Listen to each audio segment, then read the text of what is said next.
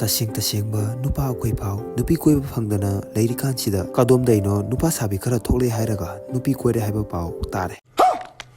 ngasidi amom singna sukang khangdaba laba singi oiba aronba wa anitang haijege ekhoi laba singse makhal ani thokna lei ahan bada nisha kabak sajaraga nupi ngana kya soptaba laba makhal ama ani subada nisha basadi sungsa sadaba aduga nupi di khochop ama toba laba makhal ama sister jing laba makhal ani sigi manungda ama khak khaloga haradi karama makan gi laba khangan nisha kabak sajaba nupi ngana soptaba laba khangadra natraga nisha sadaba nupi ngangdari khara sopjaba laba khangadra phare mayam asi wajagrasanu nupi ne hek paisa paiba nupa pamamdraba laba singji kaya paisa painaba honaramgadaba mande memes amaga laidaine asumnaga haiba kanagi expu origaba ainaga amu koidosibu thubang amagi ex ka oiramlabadi fakharani da gaina haibado ninjang apaga wanida phare mayam asisu asi wajagrasanu thamoida tariba nusi saktam sisu migi matu oiramle yare tondangku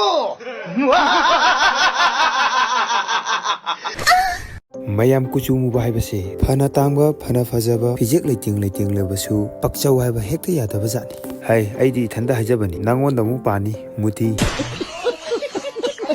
asina asi wajagrasanu mayam ngasi gi video se sumdobun ngasi di samlakpa aina kuchu musangi bagi wari mati amdang nijarake imana kokpadadi adum ngawraga kolakpa janida aina chahi taramathoi taintoi surakpa matam chahi taramathoi taintoi surakpa aswaisida khullekai ine khurana haibada aise furit sulita hapel ama sele haraga khoi amucho pukhi amada mu iroi turienda mulu nungsada mugyai tawena asumna ingoda harakpi wanida aina kuchu musangrise aina asum khanjabada piklingai matamda aina tawkiba mayamduna adudagi musangibaduna ngauthok yadabane haina khanjai sigi video da aina haipe ngauthok charisina aigi tasengba muranglangba muwawa saktamduri mayamni yeningoi haiduna aina haipe effect hapjabani phare mayam asisu asi wajagrasanu asigi video se haurakpa matamda aina haijakibado kuchu mobile base phana tamba phana fajaba fijo leiting labasu phajau yade haibado asigi matangda aina khalakkiba wakhan sumdobani wari se aina ngasidi store amada ningthamthagi inglaba ulen asi khangnaba puri athaba amdang leirugi chachabani asum chatpana store mafam adu yaure adudagi aina apama furiche asum khanbani aina asum apama athaba fijon asum khalakpa matamsida size phawdi adum achaba phangi adu kuchuna gamubagira khangjade aiga leiramliba puri machu singjiga chano haba heta yadaba aingonda pakchadabai wani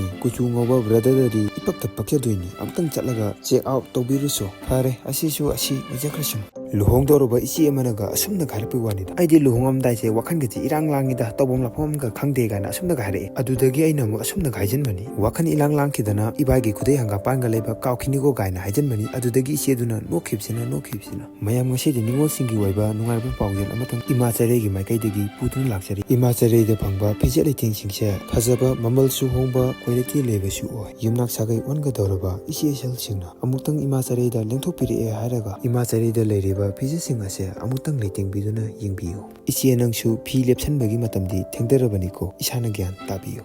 akupa marongi dama skin da bithokcheriba number asida pau phawjinbiru loina na imachare haina ningthonba Instagram page asibu follow tawbasu kaubiganu atei di kaya kaidawdi aigi oina hangam pan mau anubi masu si phawdi ngawi he